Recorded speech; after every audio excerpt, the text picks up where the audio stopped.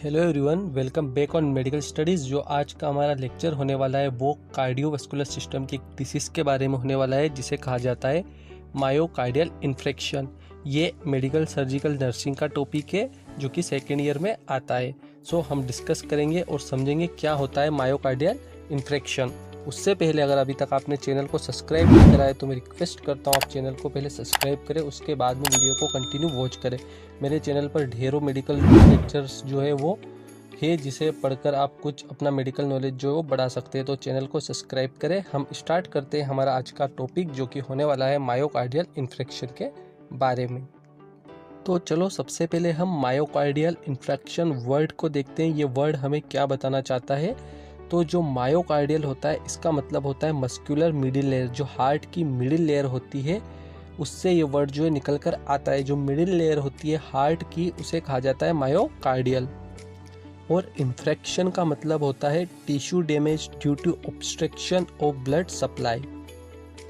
इसका मतलब क्या है, मतलब कि जो टिश्यू डैमेज के कारण जो ब्लड सप्लाई होगा उसमें थोड़ा बहुत डैमेज आने लगेगा, प्रॉपरली जो ब्लड है वो सप्लाई वहाँ पर नहीं हो पाएगा, उसको हम बोलेंगे इन्फ्रेक्शन। और मायोकार्डियल मतलब होता है मिडिल मस्कुलर लेयर और इन्फ्रेक्शन मतलब होता है tissue damage due to obstruction of blood supply. आया समझ में वर्ड क्या कहना चाहता है। और एक बार देखते हैं इस पूरे वर्ड का मीनिंग क्या हुआ कि जब मिडिल लेयर में हार्ट की टिश्यू डैमेज के कारण जो ब्लड सप्लाई है उसमें ऑब्स्ट्रक्शन आने लग जाए, रुकावट आने लग जाए, तो उसे ही कहते हैं मायोकार्डियल इन्फ्रेक्शन। तो चलिए अब इसकी डेफिनेशन पे आते हैं। तो डेफिनेशन क्या कहती है हमें, it is the permanent damage of myocardium tissue caused by reduced coronary blood supply to myocardium. Myocardium is also known as heart attack. जो मायोकार्डियल इन्फ्रेक्शन है उसे एक और नाम से जाना जाता है जिसे कहा जाता है हार्ट अटैक। चलिए अब इसका हम मतलब समझते हैं। जैसे कि हम सबको पता है हार्ट को ब्लड कौन सप्लाई करता है, which is the blood supplier of the heart. तो वो होती है हमारी कोरोनरी आर्टरी, जो कि क्या करती है, हार्ट को ब्लड सप्लाई करती है। और अगर इस कोरोनरी आर्टरी में कोई भी ऑब्स्ट्रक्शन हुआ, कोई भी ब्लॉक्स हुआ या फिर कोई भी रुकावटें आती है, जिससे क्या होगा, जो हार्ट की मायोकार्डियम होगी, मिडिल लेयर होगी, उसको प्रॉपर ऑक्सीजन नहीं मिल पाएगी। तो उससे क्या होगा, अगर ऑक्सीजन नहीं मिलेगी तो जो वहाँ के टिश्यूज़ होंगे वो परमानेंट डैमेज होने लग जाएंगे। यही हमारी डेफिनेशन कहती है कि जो कोरोनरी आर्टरी में ब्लड सप्लाई कम होगा तो उसके कारण जो मिडिल लेयर है वहाँ तक ऑक्सीजन नहीं जा पाएगा, जिससे क्या होगा, जो टिश्यू होगा उनका डैमेज होने लगेगा। सो आया समझ में। एक बार वो समझ लीजिए, जो कोरोनरी आर्टरी होती है वो प्रॉपर हार्ट को हमेशा ब्लड सप्लाई करती रहती है। अगर उसमें कोई भी ऑब्स्ट्रक्शन आता है, कोई भी रुकावट आती है, कोई भी क्लॉट होता है, तो उसके कारण जो हमारे हार्ट की मिडिल लेयर होती है जिसे मायोकार्डियम कहा जाता है, वहाँ तक ब्लड प्रॉपरली सप्लाई नहीं हो पाता है, जिसके कारण वहाँ के जो टिश्यू होते हैं उनका डैमेज होना स्टार्ट हो जाता है। और उसी को क्या कहा जाता है, मायोकार्डियल इन्फ्रेक्शन कहा जाता है। और मायोकार्डियल इन्फ्रेक्शन को एक और नाम से जाना जाता है जिसे कहते हैं हार्ट अटैक। इस नाम से आप सभी परिचित होंगे कि हार्ट अटैक क्या होती है। आइए आपको डेफिनेशन समझ में। अब हम नेक्स्ट देखेंगे इसके क्योजेस की, कौन कौन से क्योजेस के कारण ये जो मायोकार्डियल इन्फ्रेक्शन होता है वो होता है। तो कौन कौन से क्योज होते हैं, इसका जो पहला क्योज है वो होता है, तो हमने डेफिनेशन में देखा था कि कोरोनरी आर्टरी में कोई भी ऑब्स्ट्रक्शन होगा, कोई भी रुकावट होगी, उसके कारण प्रॉपर जो ब्लड होगा वो सप्लाई नहीं हो पाएगा। तो जो पहला क्योज है वो है इसका कोरोनरी आर्टरी थ्रोम्बोसिस। थ्रोम्बोसिस मतलब क्या होता है, कोरोनरी आर्टरी के अंदर जो थ्रोम्बोस है उसका फॉर्मेशन हो जाएगा। तो उसके कारण क्या होगा, जो ब्लड होगा उसमें ऑब्स्ट्रक्शन आने लगेंगे कोरोनरी आर्टरी के। सेकेंड क्योज होता है इसका कोरोनरी आर्टरी स्पाज्म। मतलब कि जो कोरोनरी आर्टरी उसमें स्पाज्म हो जाए, ये देखिए जैसे ये कुछ इस प्रकार के जो स्पाज्म है वो हो जाए, उसके कारण भी जो ब्लड रहेगा उसमें ऑब्स्ट्रक्शन आएंगे। अगला क्योज है कोरोनरी आर्टरी एम्बोलिज्म। एम्बोलिज्म मतलब क्या होता है, कोई भी मूविंग पार्टिकल अगर हमारी आर्टरी में मूव करने लग जाए तो उसे हम बोलेंगे कोरोनरी आर्टरी एम्बोलिज्म। जैसे कि आपको यहाँ पे डायग्राम में दिखाई दे रहा है, ये रहा उसका डायग्राम जिसमें दिखाई दे रहा है कोरोनरी आर्टरी में एक एयर एम्बोलिज्म हो गया है, जिससे जो कोरोनरी आर्टरी है उसमें थोड़ी बहुत रुकावटें ब्लड को हार्ट तक पहुँचने में आ रही है। तो एक ये क्योज हो गया इसका। फोर्थ है एथेरोस्क्लेरोसिस। अब एथेरोस्क्लेरोसिस क्या होता है हम समझेंगे। इसमें क्या होता है, जो कोरोनरी आर्टरी उसके अंदर जो फैट पार्टिकल्स होते हैं वो डिपॉजिट होने लग जाते हैं। मतलब कि जो उसकी कोरोनरी आर्टरी की साइड होती है उसमें एक बिल्डअप होने लग जाता है किसका, फैट्स का, जिसके कारण जो ब्लड होता है वो प्रॉपरली हार्ट तक नहीं पहुंच पाता है और ये एक क्योज बन जाता है हार्ट अटैक का और मायोकार्डियल इन्फेक्शन का। जैसे कि डायग्राम में दिखाई दे रहा है, दोनों तरफ से फैट का जो डिपोजिशन है वो हो रहा है, उसके कारण ब्लड को रुकावटें फेस करनी पड़ रही है। और जो नेक्स्ट आते हैं अदर फैक्टर्स। अब अदर फैक्टर्स में क्या क्या हो सकते हैं, हाइपरटेंशन के कारण मायोकार्डियल इन्फेक्शन, हार्ट अटैक हो सकती है, ज़्यादा स्मोकिंग करने से, ज़्यादा स्ट्रेस लेने से, और ओबेसिटी मतलब कि जो मोटापा होता है उससे भी मायोकार्डियल इन्फेक्शन, हार्ट अटैक के चांस जो है वो बढ़ जाते हैं। डेफिनेशन हो गई, उसके बाद में क्यूजेस हो गए। अब हम देखेंगे साइड ऑफ एमआई, कौन कौन सी साइड में जो मायोकार्डियल इन्फेक्शन है वो आ सकता है। चलिए डिस्कस करते हैं। ये पूरी मेनली दो पार्ट में डिवाइडेड है, एक है लेफ्ट वेंट्रिकल और एक है राइट वेंट्रिकल। जो लेफ्ट वेंट्रिकल होता है इसमें बहुत ज़्यादा कॉमन पाई जाती है और राइट वेंट्रिकल में बहुत ही रेयर केस में होती है। जो सबसे कॉमन साइड होती है हार्ट अटैक आने की, जहाँ पर हार्ट अटैक होता है हार्ट में, वो होता है लेफ्ट वेंट्रिकल। और इसमें क्या आता है, इसमें होता है एंटीरियर इन्फ्रेक्ट। इसमें क्या होगा, एंटीरियर इन्फ्रेक्ट में जो एंटीरियर वॉल होगी ऑफ द लेफ्ट वेंट्रिकल और उसके साथ में एपिक्स, मतलब क्या होगा, जो लेफ्ट वेंट्रिकल है इसकी एंटीरियर वॉल जो होगी वो अफेक्ट होगी और जो हार्ट का एपिक्स वाला पार्ट होगा जो कि नीचे होता है वो अफेक्ट होगा। सेकेंड है lateral infarct, lateral wall of the left ventricle, मतलब कि जो लेफ्ट वेंट्रिकल है इसकी लेटरल वॉल में इन्फेक्शन होगा। जो लेटरल वॉल होती है, जो कि साइड वाली वॉल होती है, इसमें इन्फेक्शन होगा। तीसरा है पोस्टीरियर इन्फ्रेक्ट। पोस्टीरियर इन्फ्रेक्ट में क्या होगा, posterior wall of the left ventricle affected, मतलब कि जो लेफ्ट वेंट्रिकल इसके पीछे वाली वॉल वो जो होगी वो अफेक्टेड होगी। क्या होगा, टिश्यू डैमेज होगा। इन्फेक्ट मतलब क्या होता है, टिश्यू डैमेज होगा, और टिश्यू डैमेज होने के कारण क्या होगा, जो ब्लड होगा प्रॉपरली सप्लाई नहीं हो पाएगा। जब ब्लड हार्ट के पास में प्रॉपरली सप्लाई नहीं होगा तो फिर क्या होगा वो आप सभी को पता है। अब सेकेंड है राइट वेंट्रिकल। ये बहुत ही रेयर है, इस बहुत ही रेयर केस में यहाँ पर इन्फेक्शन जो होता है वो होता है। इसमें क्या होता है, due to occlusion of right coronary artery, मतलब कि जो राइट कोरोनरी आर्टरी है उसमें ऑब्स्ट्रक्शन हो जाए, क्योंकि वो ब्लड सप्लाई करती है, अगर उसमें कोई रुकावट हो जाए तो उसकी वजह से राइट वेंट्रिकल एमआई क्योस होगा। अब साइड देख ली। अब इसके बाद में हम देखेंगे पैथोफिजियोलॉजी मतलब कि कौन कौन सी स्टेप्स होती है किसके कारण जो होता है एमआई इन्फेक्शन जो होता है वो होता है, मतलब मायोकार्डियल इन्फेक्शन जो होता है वो किस स्टेप से गुजर करके लास्ट में आता है। तो चलिए हम डिस्कस करते हैं। तो इसमें सबसे पहला क्योज होता है कोरोनरी आर्टरी थ्रोम्बोसिस, स्पाज्म और इम्बोलिज्म। कोरोनरी आर्टरी में क्या है, तो थ्रोम्बोसिस हो सकते हैं, स्पाज्म हो सकता है या फिर इम्बोलिज्म हो सकता है। हमने सारी चीज़ें डिस्कस कर ली है। मतलब कि अगर कोरोनरी आर्टरी में किसी भी कारण से ब्लड में जो है रुकावट आ रही है, कोरोनरी आर्टरी क्या करती है, ब्लड सप्लाई करती है हार्ट को। अगर थ्रोम्बोसिस के कारण, स्पाज्म के कारण या इम्बोलिज्म के कारण रुकावट आ रही है कोरोनरी आर्टरी में ब्लड को फ्लो करने में, तो क्या होगा, जो ब्लड का फ्लो होगा वो रिड्यूस हो जाएगा, मतलब कि जो ब्लड होगा वो हार्ट तक कम मात्रा में पहुंच पाएगा और उसे हम इस्चीमिया कहते हैं, low blood supply to the heart. और अगर ब्लड फ्लो कम हो जाएगा तो क्या होगा, reduce myocardial blood supply and increase myocardial oxygen demand. जो मायोकार्डियल होती है, हार्ट की मिडिल लेयर होती है मायोकार्डियम, वहाँ तक जो ब्लड की सप्लाई होगी वो कम हो जाएगी और जिससे क्या होगा, इंक्रीज मायोकार्डियल ऑक्सीजन डिमांड। जो मायोकार्डियल में ऑक्सीजन की डिमांड रहेगी वो ज़्यादा मात्रा में होने लग जाएगी। जो मायोकार्डियल होगी उसको और ज़्यादा ऑक्सीजन चाहिए होगा क्योंकि जो ब्लड सप्लाई है वो कम हो चुकी होगी। इसके बाद में ऑक्सीजन जब कम मिलेगा, ब्लड का सप्लाई कम मिलेगा, उससे धीरे धीरे क्या होने लगेगा मायोकार्डियम में, मायोकार्डियल नेक्रोसिस। नेक्रोसिस का मतलब क्या होता है, death of cell and tissue और सेल की डेथ को क्या कहा जाता है, नेक्रोसिस कहा जाता है। और सेल और टिश्यू की डेथ क्यों होती है, ऑक्सीजन की अगर बॉडी में कमी होगी, और अगर प्रॉपर ब्लड सप्लाई नहीं होगा तो उस पार्ट में जो डेथ होगी सेल की वो होने लगेगी और उसे नेक्रोसिस कहा जाता है। तो हम बात करते हैं अगर ऑक्सीजन और ब्लड की सप्लाई अगर कम होती है, प्रॉपर मिल नहीं पाती है मायोकार्डियम मेम्ब्रेन को हार्ट की, तो क्या होगा, मायोकार्डियल नेक्रोसिस होगा। और मायोकार्डियल टिश्यू और सेल्स की डेथ होने के बाद में क्या हो जाएगा, मायोकार्डियल इन्फ्रैक्शन हो जाएगा। हमने यही समझा था डेफिनेशन में कि मायोकार्डियल नेक्रोसिस होना मतलब जो सेल है उनकी डेथ हो जाना और जो ब्लड हो उसकी सप्लाई कम हो जाना, उसी के कारण क्या डिसीज क्रिएट होती है, मायोकार्डियल इन्फ्रैक्शन डिसीज जो होती है वो होती है।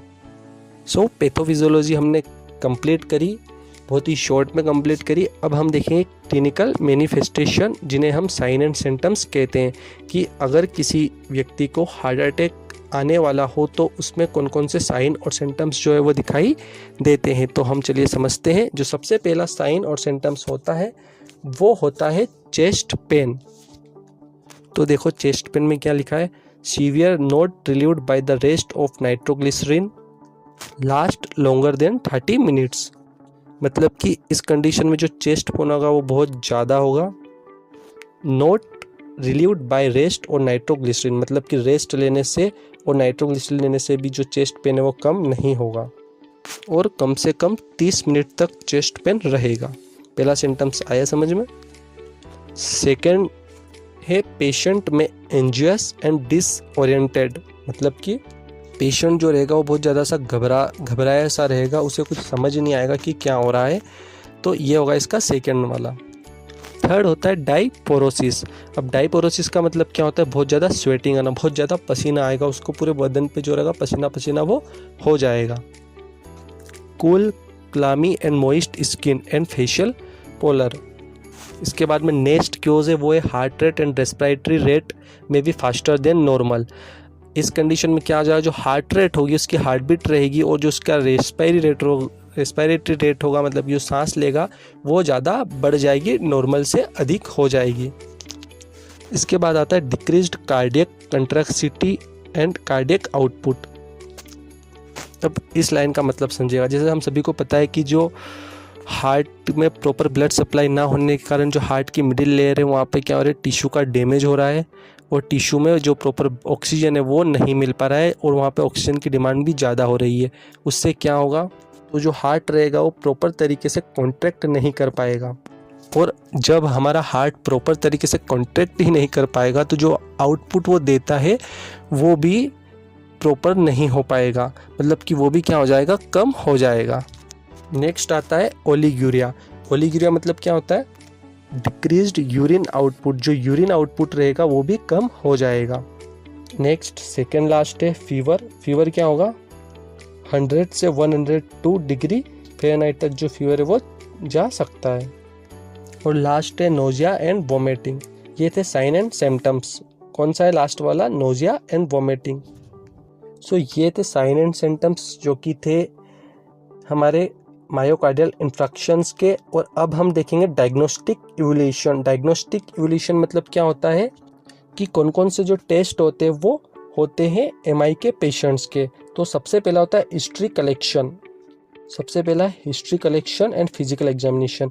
ये दोनों तो आपको हर एक में लिखना है कि पेशेंट की जो हिस्ट्री उसका कलेक्ट करेंगे और उसकी जो फिजिकल एग्जामिनेशन है वो हम प्रॉपरली चेक करेंगे कि फिजिकल कैसा स्टेबल है और उसकी पास्ट हिस्ट्री कौन कौन सी है। ये सारी चीज़ें तो हमें इसमें नोटिस करनी ही करनी है।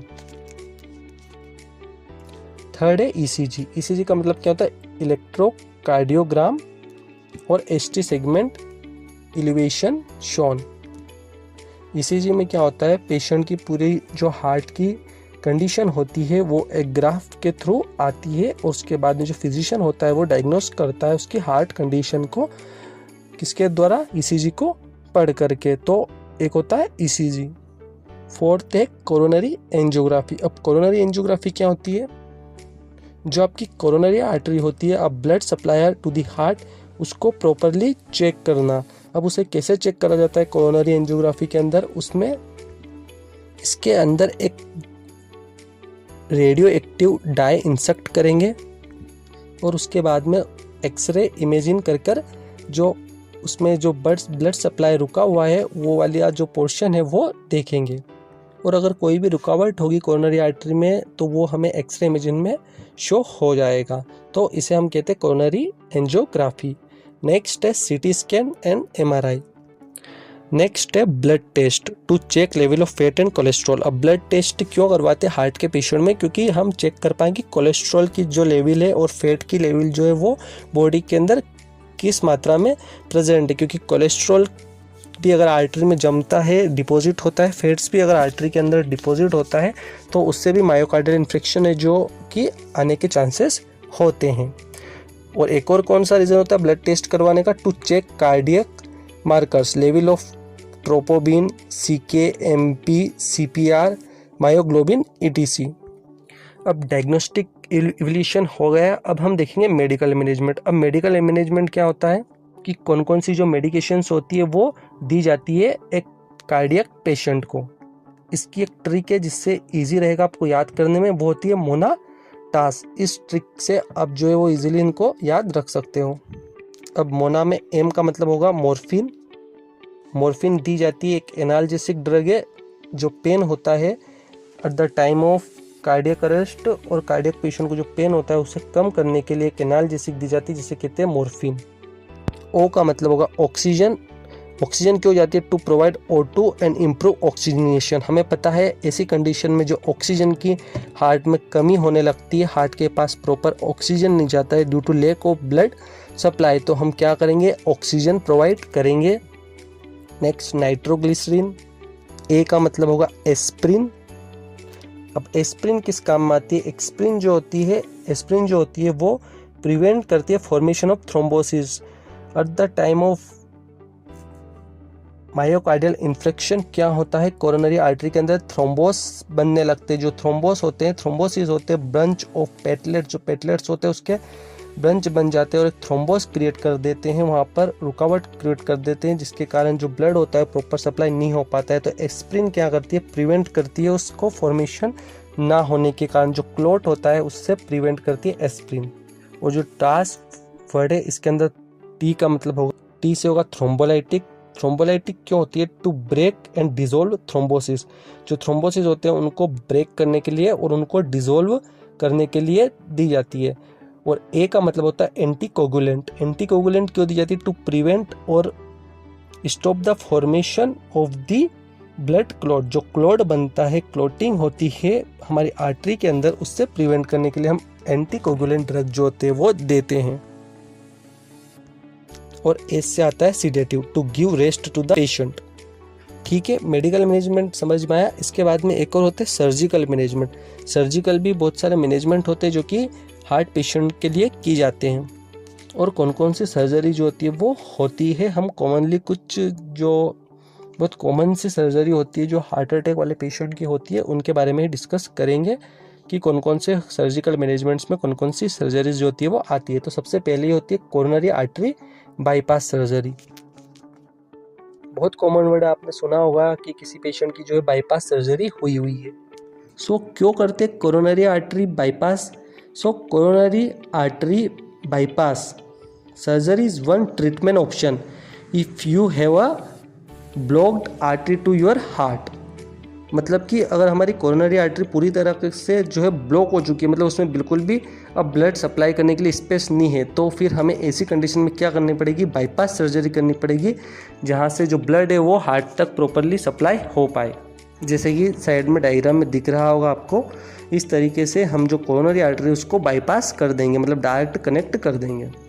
सेकेंड है percutaneous transluminal coronary angiography, PICA के नाम से भी जानी जाती है। सो क्या होती है angioplasty? Minimally invasive procedure to open blocked coronary arteries allowing unobstructed blood flow to the myocardium.